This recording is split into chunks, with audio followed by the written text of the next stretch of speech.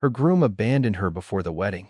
He left her standing on the church steps in her mother's wedding dress, in front of half the county, while he rode away to marry another woman before the sun went down. Josephine Calloway did not cry. She did not beg. She went home, lit a lamp, and started counting exactly what a man like that stood to lose. What she built in the days that followed would reach further than anyone in Larkspur Creek could have guessed. And it would not be long before Nathaniel Ashford came looking for her, desperate, asking for one thing no one expected him to have the nerve to ask. The bells of Larkspur Creek's clapboard church had been ringing since sunup, and by the time Josephine Calloway stood at the top of the church steps in her mother's ivory wedding dress, half the county had come to watch her marry Nathaniel Ashford. Wagons lined both sides of Miller Street, dust still settling from the ones still arriving. Somewhere behind her, Aunt Ruth kept fussing with the veil, pinning it tighter than it needed to be, saying that a Montana wind had no respect for a bride's hair and never would. Josie did not feel the wind. She felt her own heartbeat, steady and sure, the way it had been steady and sure for the better part of 2 years while Nate Ashford courted her with a patience that seemed, at the time, like devotion. He had ridden 4 miles out to her father's ranch every Sunday through 2 winters. He had sat across from her father at the supper table and talked cattle prices and water rights until her father, a hard man to please, had started calling him son before the wedding was even set. Josie had believed, the way a woman believes in the ground beneath her boots, that this was a settled thing. She was still holding that belief when the church doors opened and Reverend Cobb came down the aisle alone, his collar damp with sweat that had nothing to do with the June heat. "Miss Calloway," he said, and something in the careful way he said her name told her before the rest of the sentence arrived. "There's been word from the Ashford place. Nathaniel isn't coming." The congregation had not yet caught the meaning of it. Somewhere in the second row, someone was still fanning herself with a folded church bulletin, still smiling. Josie heard her own voice ask a question she could not remember forming, and Reverend Cobb answered it as gently as a man could answer a thing like that. Nathaniel Ashford had left Larkspur Creek that morning on the 7 o'clock stage, bound for Helena, and he was not traveling alone. Vivian Marsh, daughter of the Territorial Bank's president, was seated beside him, and word from the stage driver, who'd stopped for water not 20 minutes past, was that the two of them meant to be married by a circuit judge before the week was out. The whispering started before Josie had finished hearing the words. She felt it move through the crowd like a grass fire finding dry ground, felt every eye in that churchyard turn toward her at once, and she understood, in the space of one long breath, that this humiliation would outlive the day itself. It would be told at dances and sewing circles for years. It would be the first thing strangers learned about her name. She did not cry. That was the detail people would remember and misjudge for the rest of her life, that Josephine Calloway had stood on the church steps in her mother's wedding dress and had not shed a single tear, not even when her father came down those same steps with his jaw set so hard it looked carved from stone, not even when he put his coat around her shoulders and said, low enough that only she could hear it, that Ashford would answer for this if it took him the rest of his years to see it done. "No," Josie said. Her voice did not shake. "Let him think he's already answered for it. Let him think it's finished." Her father searched her face for a long moment, the way he used to search a stretch of open range for weather coming, and whatever he found there made him fold his arms and say nothing more.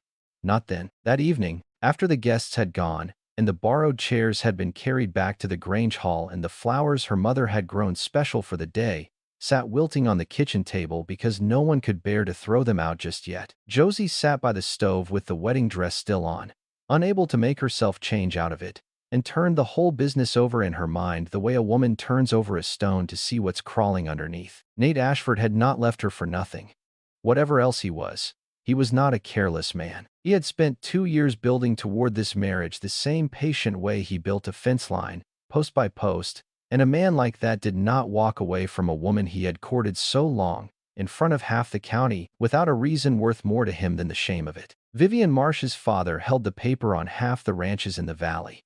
Josie had heard her own father say as much more than once, usually with a scowl, usually over the matter of loans that came due at the worst possible season. She thought of a conversation she'd overheard 3 weeks before, through the open window of her father's study, between Nate and a stranger she hadn't recognized, a lean man in a gray coat who'd ridden in from Helena and left before supper. She hadn't caught all of it.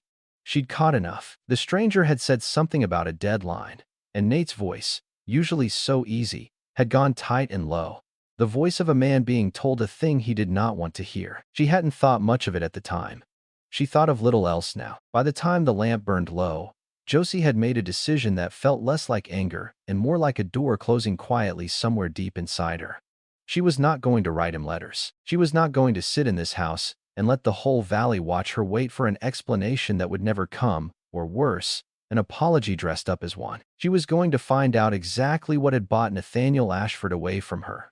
And then she was going to make certain he understood, in whatever coin he valued most, precisely what he had thrown away. She did not sleep that night. She sat up with a lamp and her father's old ledger books, the ones he kept on cattle counts and water shares, and the boundary disputes that flared up every few years along Larkspur Creek itself, and she read them the way she had never bothered to read them before, because until that morning she had never needed to know this valley as anything other than the place she meant to grow old in as somebody's wife. 3 days is not a long time to unmake a man's fortune, but 3 days is a very long time when a woman has nothing left to lose and every reason to move quietly. The first thing Josie did, before the sun was properly up, was ride to see Otis Draper. Draper's spread bordered the Ashford Ranch on its northern edge, and the two families had fought over the same stretch of creek water for going on 15 years, ever since Old Man Ashford had dammed a channel that Draper swore by every saint he knew had always run through his land first. It was a feud that had cost both families money and peace of mind and,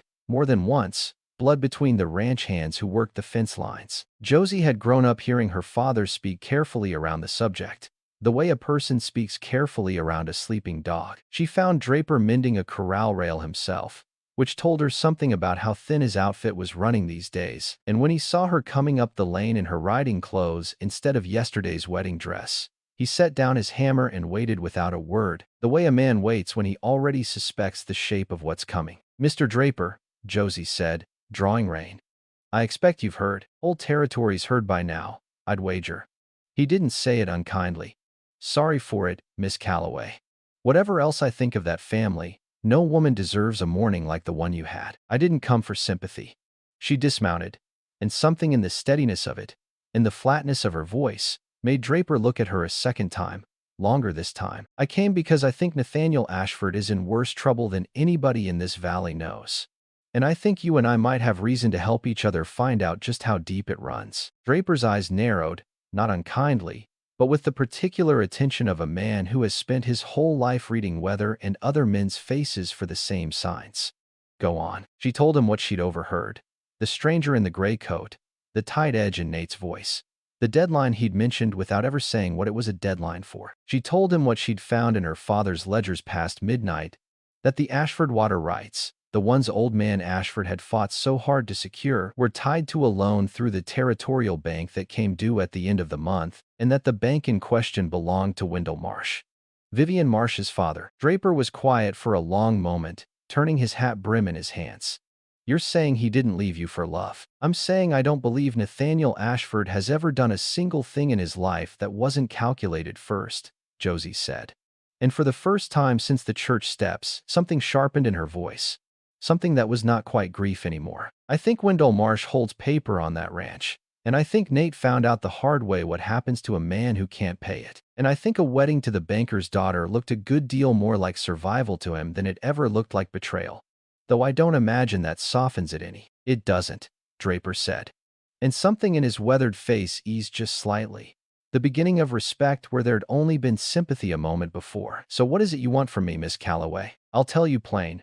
I've no love lost for that family, but I don't chase after another man's ruin for sport." "Neither do I," Josie said. "I want to know what's owed, and to whom, and by when. I want to know if there's a way to buy that paper before the month is out. Quiet, through someone Marsh wouldn't think to suspect. If I'm right about what's coming due, Nathaniel Ashford is about to learn that a new wife's father's money doesn't settle every kind of debt as fast as he thinks it does." Draper studied her for a long while, the wind moving through the corral rails between them, and when he finally spoke, there was something almost like admiration under the caution in his voice. "You've got your father's head for this business, and none of his temper showing on your face, which I'd wager makes you more dangerous than he ever was. I'll ask around. Quiet like you say. I know men in Helena who owe me favors older than that bank." "Thank you," Josie said. and swung back up into the saddle before he could see how much the words had cost her to hold steady. She rode home the long way, along the creek, past the bend where she and Nate had once stopped to water the horses on a Sunday ride, back when she still believed every word he said to her carried the weight he wanted it to carry. She did not let herself linger there. She had learned, in the space of one single day, that grief could wait. It would still be there when this was finished. Right now there was work to do, and work, unlike a broken promise, could be trusted to hold still and let itself be handled. By the second day, word had begun to move through Larkspur Creek that Josephine Calloway was not, as half the town had expected, taking to her bed with a broken heart. She was seen at the Mercantile, calm and composed, buying nothing more remarkable than thread and coffee. She was seen at the land office, asking after nothing more remarkable than the boundary survey her father had requested months before. Nothing she did drew a second look, and that, precisely, was the point. What no one in town saw was the letter she sent by private rider to a lawyer in Helena her father had once used in a dispute over a mining claim. A careful, closely written page asking whether a note held against Ashford land could be purchased quietly by a third party and whether such a purchase, once made, could be called due at the buyer's discretion rather than the bank's. Nor did anyone see the second letter, shorter and colder, addressed to no one Josie had ever met in person, a newspaperman in Helena who had once printed a story about a rancher's water rights scheme that had cost the rancher his standing in 3 counties. She did not ask him for anything yet. She only asked whether he still took an interest in stories about territorial banking and the men who borrowed heavily from it. By the evening of the second day, Otis Draper rode out to the Calloway Ranch himself, dust still thick on his coat, and found Josie on the porch with her father, the two of them going over the ledger books together now, side by side, in a silence that had more understanding in it than words would have allowed. "You were right," Draper said, not bothering to dismount fully before he spoke. "The note comes due in 9 days. $15,000, more or less, against water rights and half the herd besides. Marsh has been carrying it quiet, on account of him wanting Ashford's boy married into his family before he made a fuss about collecting. And now that the wedding's happened," Josie said slowly, "there's no more reason for Marsh to wait. None I can see." Draper's mouth was a hard, flat line. "Unless the boy pays it off proper, which I doubt he's got the means to do without his new father-in-law's help. And I doubt Marsh is inclined to hand it over free, not when he's got the leverage of that note sitting right there to make sure Nathaniel Ashford behaves himself for the rest of his married life." Josie sat very still, feeling the shape of it settle into place, piece by piece, the way a fence line finally makes sense once you've walked the whole length of it. Nate had not married Vivian Marsh out of love, and very likely not entirely out of fear of losing the ranch either. He had married her because Wendell Marsh had built himself a cage disguised as a wedding gift, and Nate, for all his careful planning, had walked into it believing he was the one doing the choosing. "Then he's already caught," Josie said quietly, "and he doesn't even know it yet." Her father looked at her for a long moment, something unreadable moving behind his eyes. "You still mean to buy that note yourself?" "I mean to buy it before Wendell Marsh finishes tightening his grip," Josie said. "Not to hand Nate his freedom. To hold it over him the same way Marsh means to, until he understands exactly what he traded me for, and exactly what it's worth." Draper cleared his throat, glancing between father and daughter with the careful expression of a man who suspects he has wandered into a conversation deeper than the one he thought he was having. "There's a complication," he said. "My man in Helena tells me there's another party already asking after that same note. Came in yesterday. Quiet. Same as you. Wouldn't give a name." Something cold moved through Josie's chest, a feeling she did not yet have a word for. "Someone else wants it," she said. "Someone else wants it bad enough to move fast," Draper said.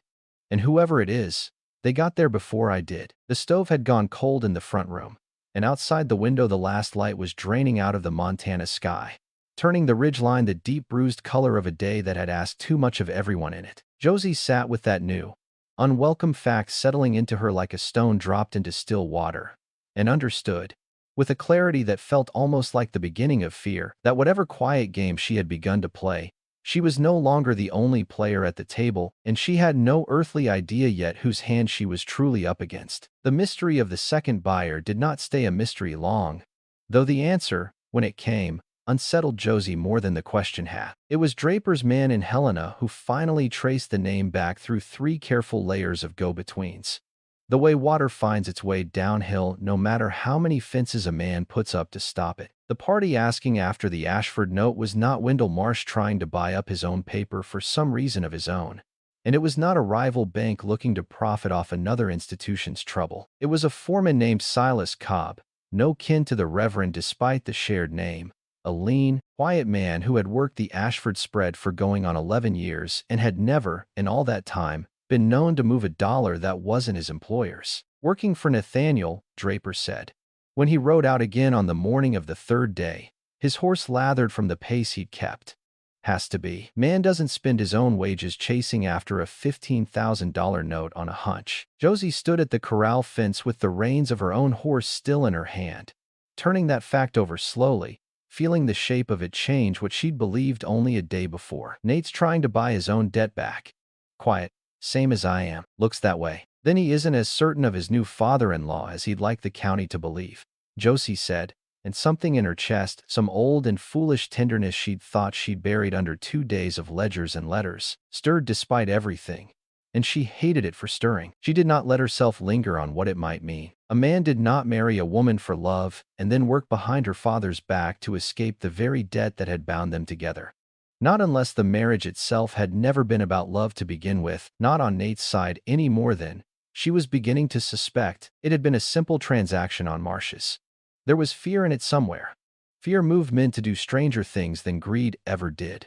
And fear, unlike greed, left tracks that could be followed if a person knew where to look. I want you to let Silas Cobb win the note, Josie said finally. Draper's eyebrows went up. You've gone and changed your mind on me, then? No. I want him to think he's won it clean.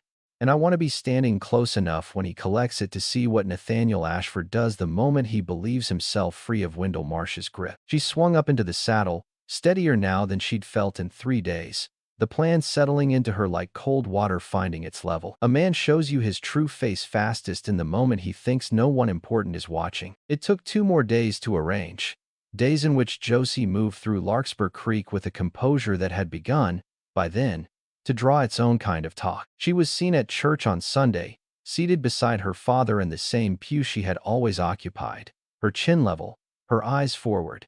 And if anyone expected tears from her, they were disappointed, and disappointment, in a town that small, hurtled fast into suspicion. Women who had wept with her on the church steps 4 days before now watched her from behind fans and half-drawn curtains, murmuring that a woman who did not grieve properly must be hiding something, must be harder than she let on, must have known more about Nathaniel Ashford's business than a jilted bride ought to know. Josie let them murmur. She had learned, in a very short time, that a reputation for coldness could be as useful a tool as any ledger book, so long as a person understood what it cost and chose to spend it deliberately rather than have it spent against her. It was on the 6th day, 3 days after Silas Cobb had quietly and legally taken possession of the note against the Ashford water rights, using money that could only have come from Nathaniel himself, that Josie finally arranged to be present when the truth of the transaction came out. She had not planned to be seen at all. She had meant only to watch from Draper's land.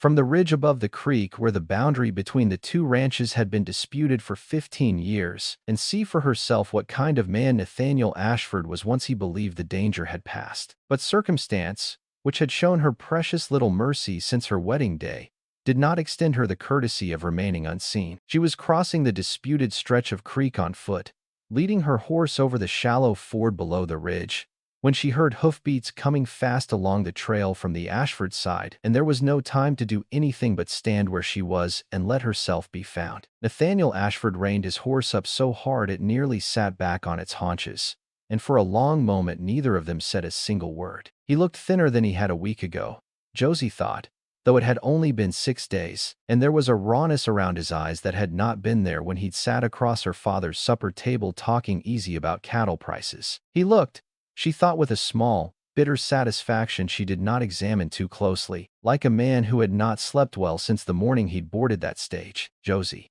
Her name came out of him rough, like it cost him something to say it. Mr. Ashford, she said, and watched something flinch behind his eyes at the formality of it. I've no right to speak to you.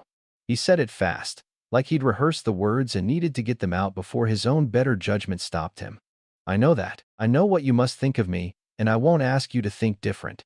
But I need you to know, I don't believe there's a single thing you could tell me right now that I'd have any use for, Josie said, and her voice did not shake, though something underneath it, some old and tender place she'd thought she'd sealed off entirely, ached with the effort of holding steady.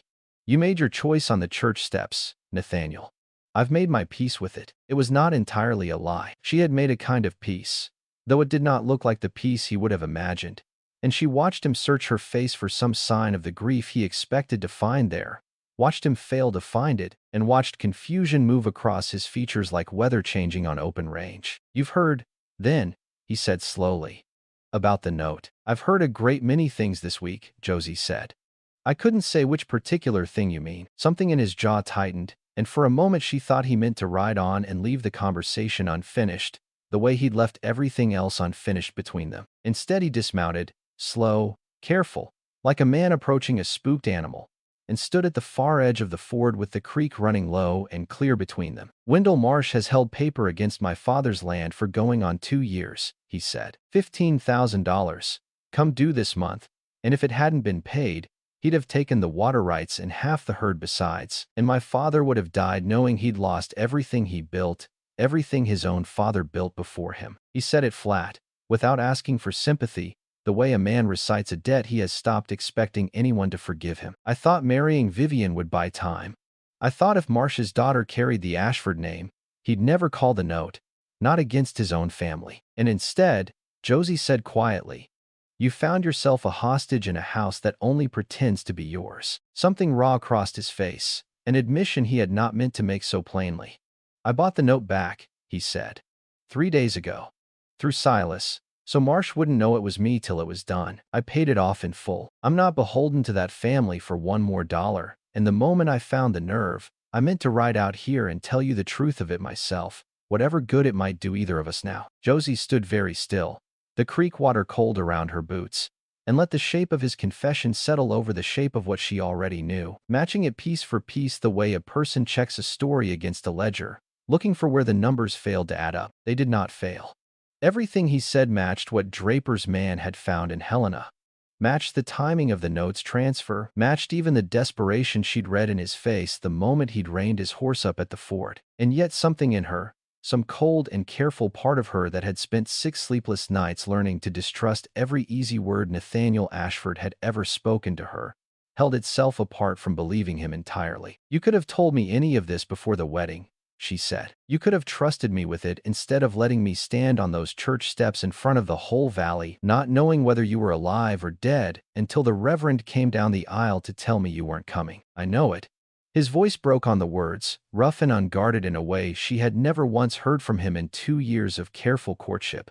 I told myself I was protecting you from it, from Marsh, from whatever he might have done if he'd known I meant to defy him. I told myself 100 reasons that sounded fine in my own head, and every one of them was really just me being too much a coward to face you and tell you the truth. And now that you've paid the debt, Josie said slowly, and now that you no longer need Vivian Marsh's name to shield your father's ranch, what is it you imagine happens next?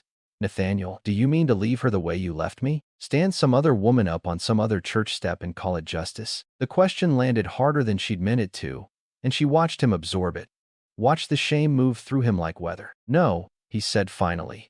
I owe Vivian better than that, whatever else is true between us. She didn't ask for this any more than you did. Her father used her the same as he tried to use me. He looked at Josie then, and there was something in his eyes she recognized, though she wished she didn't, some remnant of the boy who used to ride 4 miles out to her father's ranch every Sunday for 2 winters just to sit across a supper table and talk. I don't know what I imagined, Josie. I only knew I couldn't keep living a lie I'd built with my own hands and call it peace. Josie said nothing for a long moment, the creek running cold between them, and when she finally spoke, her voice had gone quiet in a way that frightened her a little. Because it was not the voice of forgiveness, though it might, to a less careful listener, have sounded like the beginning of one. You've told me the truth about the note, she said. I don't doubt that part of it. But you haven't told me why Wendell Marsh held that paper in the first place, Nathaniel. $15,000 is a great deal of money for a bank to lend a rancher on nothing but the strength of his herd, and I don't believe for one moment that a man as careful as Wendell Marsh handed it over without something more solid to hold against you than a mortgage he could have gotten from any rancher in this valley. Something shifted in Nathaniel's face then, a flicker of the same caution she'd seen the day she overheard him through her father's study window, and Josie understood, with the same cold certainty that had guided her through 6 days of quiet maneuvering, that she had finally asked the one question he had not yet found the nerve to answer. Not to her, and perhaps not fully even to himself. "There's more to it," he admitted, so low she nearly lost the words to the sound of the creak. "More than the note. I haven't told anyone the whole of it. Not Vivian, not my father, not directly, though I think he suspects." "Then tell me," Josie said. "Or ride on and let me be, because I've no patience left for half a confession, Nathaniel. I've spent 6 days learning things about your family's business that you never once trusted me with in 2 years of courting, and I'll not stand here in a creek and let you parcel out the truth to me one careful piece at a time like I'm still someone whose feelings you're minding." He looked at her a long moment, and something in his posture changed. The last of some old resolve breaking loose in him. "Wendell Marsh didn't just lend my father money," he said. "He's had proof, going on 3 years now, that the survey my father filed on the North Water Channel, the one that's kept this family's cattle alive through 2 dry summers, was falsified. My father paid a surveyor to move a boundary marker 11 years back, before I was old enough to know the difference, and Marsh has the original documents to prove it. If that ever came to light, it wouldn't just cost us the water rights. It would be fraud, Josie. Land fraud, provable in a territorial court, and my father's too old and too sick now to survive a trial, let alone a prison sentence. Marsh has held that over our heads for 3 years, quiet, using it whenever he needed leverage. And the note was only the latest turn of the screw. The wedding was the price of his silence. The creek kept running, indifferent. Between them, and somewhere above the ridge, a hawk turned slow circles against a sky gone the pale gold of late afternoon. And Josie stood very still, with the whole shape of it settling into place at last. Not merely a debt, not merely a marriage bought and sold, but a secret old enough, and dangerous enough, to have shaped every careful, patient thing Nathaniel Ashford had ever done in 2 years of courting her, right up to and including the morning he had left her standing in her mother's wedding dress in front of half the county. And underneath that understanding, cold and quiet and entirely her own, came a second thought she did not say aloud. Not yet.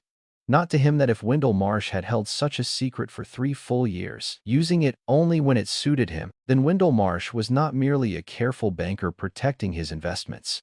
He was a man who had built himself an empire out of other families' buried mistakes. And Josie found herself wondering, with a chill that had nothing to do with the creek water soaking through her boots, just how many other families in this valley were standing on ground they did not know had already been sold out from under them. "Does Vivian know?" she asked finally. "No." Nathaniel's voice was hollow.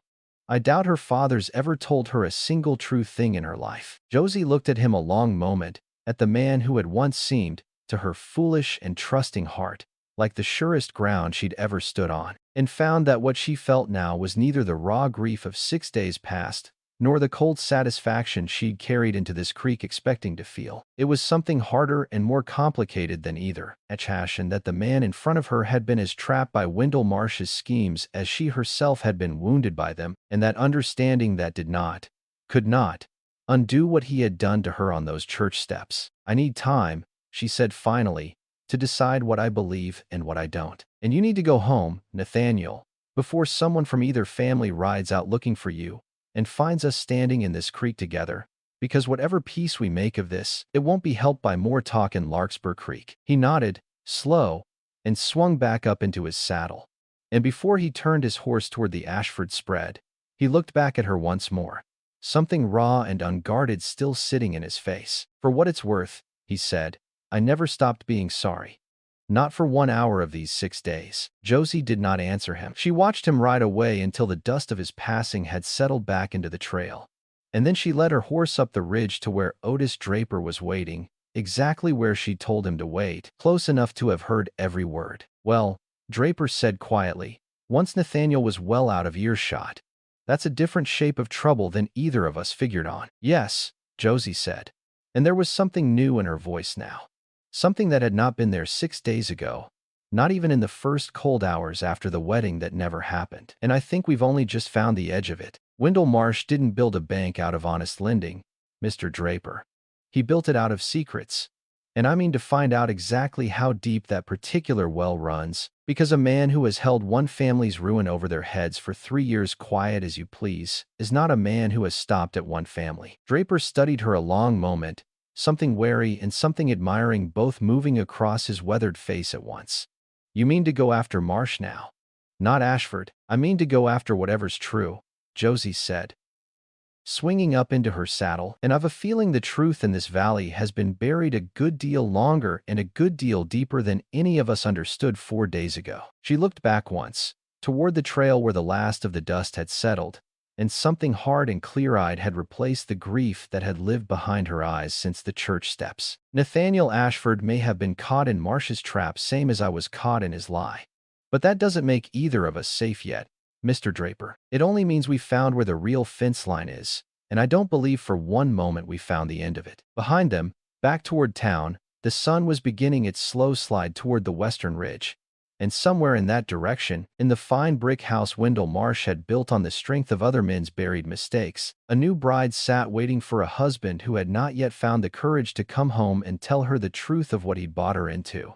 And a banker sat counting a fortune built on a foundation that had just, without his knowledge, begun to crack. 2 days passed before Josie found the thread that would unravel Wendell Marsh, and she found it in the last place she expected, in her own father's handwriting. She had gone looking through the Callaway Ranch's old survey records, the ones her father kept in a trunk in the back room, hunting for anything that might show her how the North Water Channel had run before the disputed boundary marker had ever been moved. What she found instead, tucked between two yellowed county maps, was a letter her father had received 11 years earlier from a land surveyor named Thomas Reed, thanking him for his patronage and enclosing a fee receipt for work done on the Ashford property that same season. The receipt was written in a careful, old-fashioned hand, every 7 crossed through with a short, deliberate stroke, a habit Josie recognized the instant she saw it, because she had seen that same crossed 7 a dozen times that week in the copies of Ashford's loan documents Draper's man and Helena had managed to obtain from the Territorial Bank. Those documents were not signed by Thomas Reed. They were signed by Wendell Marsh himself. Josie sat very still in the dim back room with the papers spread across her knees, feeling the last piece drop into place with a coldness that went clean through her. Nathaniel's father had not falsified that boundary marker at all. Thomas Reed, the surveyor Marsh's own bank had quietly hired to redraw the county's water maps 11 years before, had moved it on instructions Marsh had signed with his own careful crossed 7s, the very same hand that later drew up the loan papers threatening to expose the very fraud Marsh himself had manufactured. He had not caught the Ashfords in a lie. He had built the lie, brick by patient brick, the way a man lays a foundation years before he ever means to raise the house on top of it, and then he had waited, quiet and comfortable, until the debt came due and the leverage was ripe enough to harvest, first in the shape of a wedding, and when that had not fully secured his grip, in the shape of whatever ruin he meant to bring down next. Josie rode to Draper's ranch before the ink of her own hurried notes had properly dried, and from there the two of them rode together to the Ashford spread, because whatever else stood unsettled between herself and Nathaniel, this was no longer a matter either of them could untangle alone. She found him in the barn, forking hay with the grim, joyless economy of a man trying to outwork his own thoughts. And when he saw the papers in her hand and the look on her face, he set the fork aside without being asked. "It wasn't your father's fraud," Josie said, before he could speak at all. "It was never your father's fraud, Nathaniel. Wendell Marsh paid Thomas Reed to move that boundary marker himself, 11 years ago. And he's held the lie over your family ever since, calling it your father's sin so he'd never have to answer for planting it." She watched the words land in him the way a gunshot lands. A visible jolt followed by a stillness that took a moment to settle. "You're certain?" "I have the receipt in my father's own trunk, and I have the bank's loan papers with the same hand on both," Josie said. "The same crossed 7, Nathaniel. A man can disguise a great many things about himself. He can't disguise the way his hand has written a number since he was a boy." Nathaniel took the papers from her with hands that were not quite steady, and read them through twice, and when he looked up again, there was something in his face that Josie had not seen in the whole 6 days since her wedding never happened. Not shame, not grief, but a clean, hard anger that had nowhere honest to spend itself except on the man who had earned it. "He let my father believe himself a criminal for 11 years, he said quietly. Let him carry that weight to his sickbed and never once told him the truth of who'd built the trap. And he'll go on doing it, Josie said, to your family and to whoever comes after you. Unless someone stops him, and I don't believe a quiet word between gentlemen in a bank office is going to be the thing that stops Wendell Marsh. It was Draper, standing in the barn doorway with his hat in his hands, who finally spoke the plan aloud, because he was the only one of the three of them with nothing left to lose in Marsh's good opinion. Then we don't go to him quiet, he said. We go to him where he can't buy silence with a closed door and a raised voice. Sunday.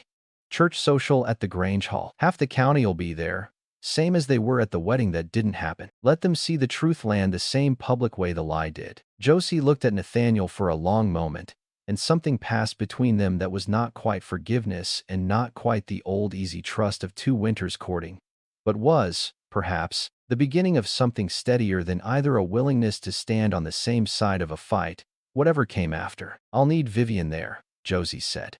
Whatever her father's done, she deserves to hear it plain, same as the rest of us had to. Nathaniel's jaw tightened, but he nodded. She's stronger than her father gives her credit for. I think she's suspected something rotten in him for longer than either of us knew to look. The Grange Hall on Sunday evening was packed tight with the same faces that had crowded the church steps 11 days before, drawn by the same appetite for spectacle that had made Josie's humiliation into the talk of 3 counties, and she stood at the back of that hall with her father on one side and Otis Draper on the other, watching Wendell Marsh hold court near the punch table in his fine gray coat, laughing at something with the easy confidence of a man who has never once in his life been made to answer for what he's done. She let him laugh a while longer before she crossed the room. "Mr. Marsh," she said, and her voice carried further than she'd meant it to, enough that the nearest knot of conversation fell quiet to listen, the way a crowd always quiets when it senses something worth watching about to happen. "I wonder if you'd care to tell this room whose hand actually moved the boundary marker on the Ashford Water Channel 11 years ago." Marsh's smile did not falter, not at first, the smile of a man who has weathered worse accusations than a jilted young woman could throw at a church social. "I've no notion what you mean, Miss Calloway. And I'd caution you against airing family business you don't fully understand in front of decent company." "I understand it a good deal better than you'd like," Josie said, and held up the surveyor's receipt where the lamplight caught it plain. "I have Thomas Reed's letter to my own father, from that same season, in his own hand. And I have your loan documents from the Territorial Bank, signed in a hand that matches it stroke for stroke. The same *7, Mr. Marsh, on a receipt paying for work you commissioned yourself, and on papers you later used to threaten a dying man with fraud he never committed." A murmur moved through the hall now, low and quick, the sound of a room realizing it was about to witness something it would talk about for years. And Josie watched Marsh's composure crack for the first time, a thin fracture line appearing at the corner of his careful smile. "You understand nothing of business, girl," he said, and his voice had dropped low and hard, all the practiced warmth gone out of it at once. "I built that leverage the way any careful man builds an advantage. Old Ashford's ranch sat on the finest water rights in this valley, and he'd never have parted with an acre of it on fair terms, not for love nor money. A man does what's necessary to secure what's owed him. Josie let the words hang in the quiet hall a moment before she answered them. "You manufactured a crime so you could collect a debt no honest ledger would ever have shown you were owed. You bought a surveyor's silence. And when that wasn't leverage enough, you bought a wedding, and you'd have gone on buying whatever you needed until there was nothing left of that family to squeeze. And what would you have me do instead?" Marsh's voice rose now, careless of the crowd for the first time, the mask finally slipping all the way. "Lend money on a handshake and a prayer, the way soft men do, and watch this bank fail same as half the outfits in this territory. I built something out of nothing in this valley, and I'll not apologize to a room full of ranchers for having the stomach to do what none of them ever had the wit to manage." It was Vivian Marsh who spoke next, stepping out from the crowd with a stillness in her face that silenced the hall faster than her father's raised voice had. She had said almost nothing since the scandal of her own hurried marriage had broken across the county, and Josie, watching her now, understood for the first time how much that silence must have cost her. "You told me Nathaniel wanted this marriage," Vivian said, and her voice, though quiet, carried into every corner of the room. "You told me it was a match of hearts, father, and I believed you. Because I have believed every word you've ever told me. I did not know until this moment that you built our marriage on a lie you manufactured with your own hand, against a family you'd already ruined once. Marsh turned to his daughter, and for one unguarded instant something almost like shame crossed his face, quickly swallowed. Everything I've done for this family's standing, he said. For your future. You've done it for your own, Vivian said. And there was nothing left of the obedient daughter in her voice now. Only a hard, clear grief. I'll not stand beside you and pretend otherwise. Not any longer. Marsh looked around the silent hall, at the faces that had, until 5 minutes before, treated him with nothing but deference, and something in him seemed to understand, all at once, that no amount of careful bookkeeping was going to buy back what had just been lost in that room. He said nothing further. He turned and walked out through the wide double doors into the dark, and no one in the hall moved to stop him, though the murmuring that followed him out carried further than any words he might have spoken in his own defense. It was not, Josie understood later, the end of it. A man like Wendell Marsh did not simply vanish because a room full of neighbors had turned their backs on him. In the weeks that followed, there was a hearing before the circuit judge, and testimony from Thomas Reed himself, tracked down at last through Draper's Helena contacts and persuaded, with the weight of the evidence already stacked against him, to tell the truth of who had paid him and why. There was the slow, unglamorous work of a territorial court sorting fraud from rumor, of water rights being restored to the Ashford Ranch through the same patient channels that had once been used to steal them, of Marsh's bank losing, piece by piece, the confidence of a valley that no longer trusted his signature on anything. There was also, harder for Josie than any of it, the matter of what to do about Nathaniel. He came to the Callaway Ranch on a gray morning some 3 weeks after the Grange haul, alone this time, without Draper or lawyers or evidence to hand over, and found Josie in the yard, hanging wash on the line the way she had 100 mornings before her wedding day had ever come and gone. He did not speak first. He picked up the far end of the wet sheet she was hanging, and helped her string it along the line, the two of them working in a silence that said more than either of them had managed to say in the whole tangled month behind them. Vivian's filed for an annulment, he said finally, when the last of the wash was hung. Her lawyer says it won't be difficult, given the circumstances of how the marriage was arranged. She's going to stay with her aunt in Bozeman a while, till the talk dies down some. That's good, Josie said, and meant it. I'm not here to ask you for anything, Josie. He said it plain, without the careful pleading she half expected. I know what I did to you can't be undone with an apology, not even a true one. I only wanted you to know the water rights are settled, clean, in my father's name again, and none of it would have come right if you hadn't sat up all night with those ledgers, instead of grieving the way anyone would have forgiven you for grieving. Josie folded a dry sheet over her arm and looked at him a long moment. The same man who had left her on the church steps and the same man who had ridden out to a creek to tell her the truth once he'd found the nerve and found that she no longer needed to decide, all at once, exactly what she felt about either version of him. I'm not the same woman who stood at that church 11 days waiting for you to come through those doors, she said. I don't know yet what that means for the two of us, Nathaniel. I only know I'm not in any hurry to find out, and I'd not trust either of us to know the truth of it before some real time's passed. That's fair, he said, and something eased in his face. Not disappointment exactly, but a kind of patience she had not known he possessed until he'd been forced to earn it. I can wait. See that you do, Josie said. And there was, for the first time since the morning of her wedding, the faintest ghost of a smile at the corner of her mouth. And mind you don't go buying up any more of my father's ledgers behind my back while you're waiting. He laughed, short and surprised, the sound of a man remembering he still knew how.